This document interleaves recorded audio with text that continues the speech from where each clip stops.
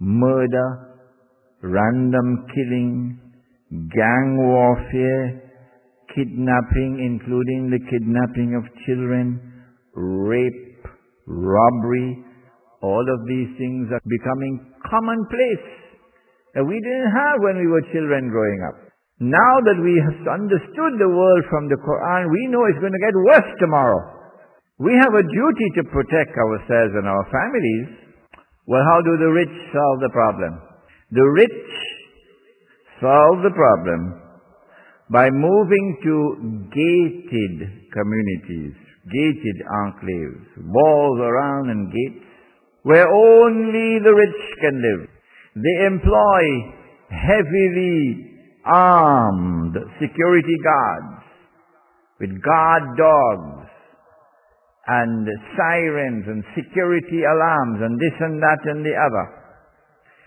And so the rich ensure their own security, but in the process they literally throw the poor to the dogs. That's happening all over the world today. Such a solution, we argue, it demeans and it antagonizes the poor, and it earns their hatred. Can we build a village where the rich and the poor will live side by side? Can we build a village which would take charge of its own security without having to employ security guards? A village where the rich and the poor would both engage simultaneously in establishing community-organized collective security for the village. So you're not going to sleep on your bed every night. No matter who you are, rich or poor, a few nights of the week you're going to be out there patrolling. It doesn't matter who you are, rich or poor. We believe that Islam can bring the rich and the poor together to live in such a fraternity.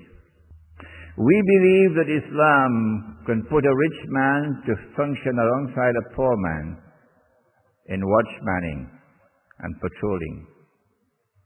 If our experiment succeeds, then inshallah residents can sleep with their windows open.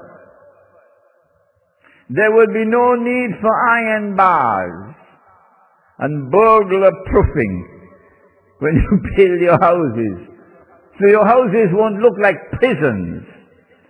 If this experiment succeeds, then women can walk around any time of the night and day, walk around the village in perfect safety.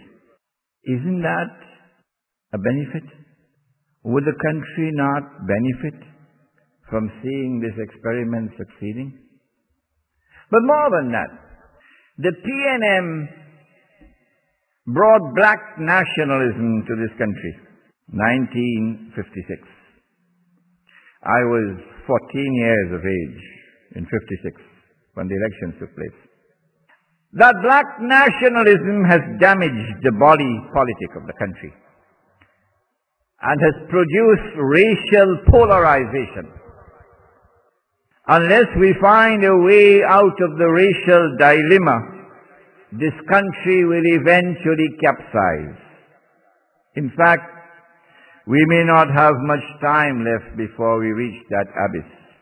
Small minds with limited vision cannot see the poverty of thought, the futility of effort, and the betrayal of Islam, which is involved in a UNC-sponsored Hindu-Muslim, that is Indian-Muslim unity, that would preserve a racial solidarity with which to confront the PNM's black nationalism. Let me repeat that. Small minds with limited vision cannot see the poverty of thought, futility of effort, and betrayal of Islam involved in a UNC-sponsored Hindu-Muslim unity, meaning Indian Muslims, that would preserve a racial solidarity with which to confront the PNM's black nationalism. It ain't gonna work. We do not want to betray Islam. Rather, the Muslim village would transcend the politics of race to establish, or rather to make the effort, biiznillah, to seek to establish and to sustain the healing balm of a racial fraternity. Islam, and I believe only Islam, can bind the races together by binding their hearts together in a brotherhood. And so, when the Muslim village establishes and sustains a racial fraternity of all the races living together as a family the way we used to live before in this country, the Muslim village would have succeeded in doing what the PNM can't do and the UNC can't do and the other religious bodies cannot do. Is that not beneficial? We're not the first. Imam Nazim Muhammad has already succeeded in doing that in Bo Settlement Jamaat in Rio Claro. Please go and visit him and see what he's done. We live in a country in which, despite abundant wealth, oil, gas, we are the major supplier of natural gas now to the United States of America. Despite abundant wealth, despite a very fertile soil, despite a very well-educated population, the number of people who live below the poverty line is about 30%.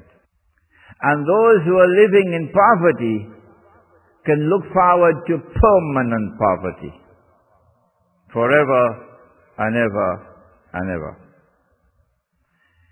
When the rich are permanently rich, and the poor are imprisoned in permanent poverty, then that is oppression. Around the world today, that oppression has descended upon mankind.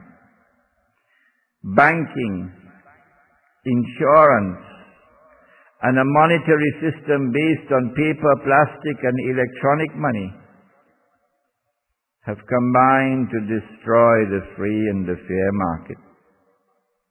The problem is compounded by a value system which glorifies the rich. If you're rich, you're somebody. And if you're poor, you're nobody.